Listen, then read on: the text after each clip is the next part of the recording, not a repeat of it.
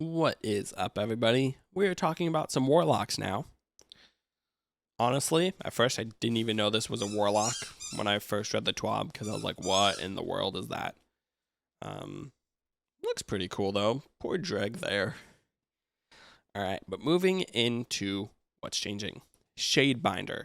Winter's Wrath is one of the best dueling supers in the game, capable of quickly and easily dispatching other supers. We're okay with that being a strength of Shadebinder in PvP, but we felt melee supers needed more of a fighting chance against the Shadebinder. So, Winter's Wrath. Reduced Shade Pulse damage versus close range supers. Warlocks must now freeze and shatter twice to defeat players in Burning Maul, Fist of Havoc, Sential Shield, Nova Warp, Arc Staff, or Spectral Blades. Glacial Quake still only requires one shatter to defeat. That's an odd change for like Glacial Quake that doesn't get affected. Top Tree Dawnblade. Top Tree Dawnblade, or as we'll see, TTD, is straight up dominant in PvP, which we've known, so we're taking some measures to make it slightly less so. Celestial Fire will now take a little more accuracy to get full damage. Having access to two back-to-back Icarus dashes gave this subclass too much positioning flexibility, allowing for quick, long-distance flanking and evasion. When playing against a TTD, it's hard to know if they have an Icarus dash ready to go, even if you just saw them use one. We're hoping this change makes playing against a TTD more predictable. We want the identity of TTD to be found in aerial combat, so we're doubling down on Heat Rises. We hope this change makes Heat Rises more accessible to players of all skill levels. Celestial Fire. Why do I keep wanting to say file? Reduced tracking cone angle. Arming shape proximity detonation now shrinks over time. Reduced detonation size by 1 meter. Damage fall off increased at short distances. Icarus Dash now provides one air dodge every 4 seconds, while under the effects of Heat Rises, increased to 2 dodges every 5 seconds. Heat Rises increase the duration from 10 seconds to 15 seconds, increase the time extension awarded for air kills while Heat Rises is active. The extension duration differs based on the type of enemy killed. Your location now appears on enemy radar when using Heat Rises. That's cool, you'll be able to see high, low, whatever. Middle Tree Dawnblade. Got a big one coming in here. Like Ward of Dawn, dropping a well on certain bosses is a no-brainer because it's so effective. The goal of the below changes is to reduce the breadth of encounters solved by Well of Radiance and make Burly Wells a conscious choice by the Warlock. Additionally, we'd like to make Well of Radiance more effective in the Crucible. We'll have more survivability while in the well, you won't be able to be frozen or slowed by stasis users, making this tree a solid choice when facing off against stasis. The Well Sword can be frozen and shattered, but it takes multiple freezes and shatters before being destroyed. Well of Radiance. Increased damage taken from bosses from 0.25 to a 1.5 at 0 resilience. Damage taken can scale down to a 0.25 based on the owner's resilience stat. Note, this refers to the Well of Radiance itself and not players inside the well. Increased damage resistant buff versus enemy players from 20% to 40%. So, players inside Well of Radiance are now immune to stasis freeze and slow. And Well Sword, the actual sword that you put in the ground, can now be frozen and shattered by stasis. Guiding Flame. Increased duration from 7 seconds to 10 seconds, and increased damage buff from 20% to 25%.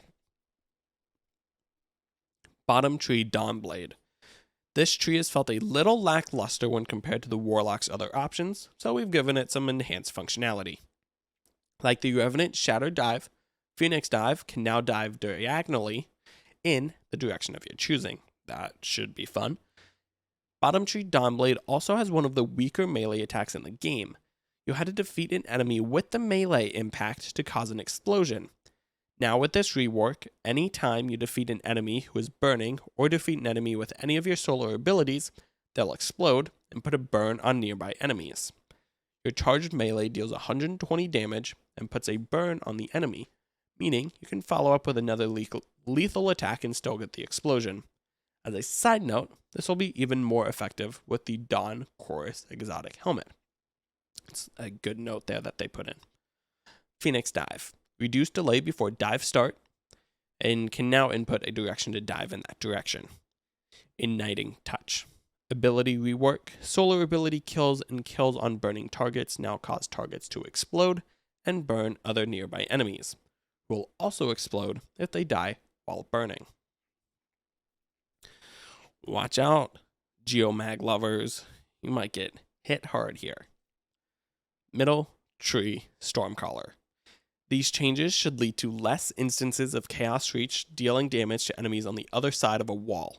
Arc Beam sees high use in the Crucible, in part due to Geomag stabilizers. It is often used as a shutdown super. In future seasons, they'll be looking at Arc Beam to make sure it's not too easy to use in the Crucible.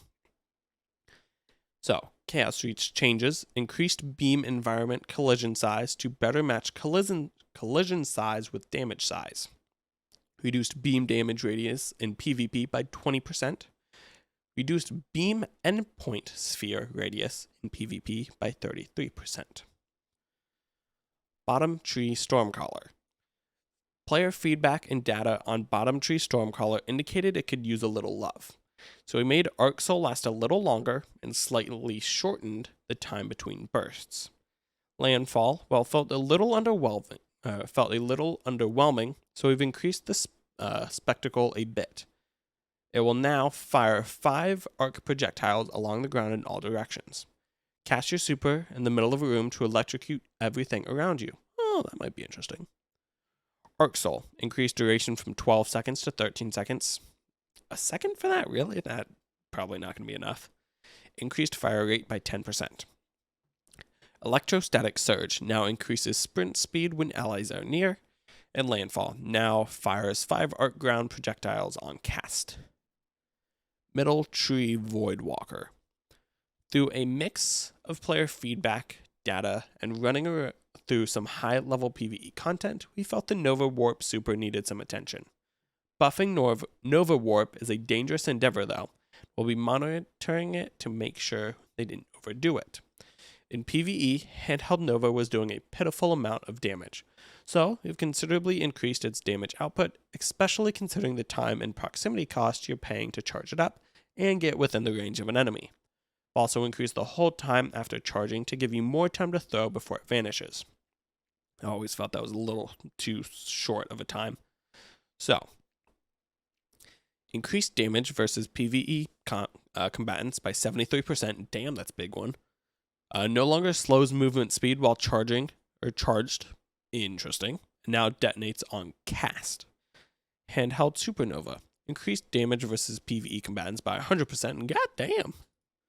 And increased hold time from 2.5 seconds to 3.2 seconds. See if that was enough. Alright. And phew. We've omitted some minor changes and bug fixes from this list to avoid bogging down the TWAB any more than they already have. For the full list of ability changes, be sure to check out the patch notes when Season 15 launches. When the season's changes are focused on balancing the power output of specific abilities, they're hard at work on system level changes that will enable us to create a healthier balance between abilities and gunplay. We hope to share more about those changes in the future.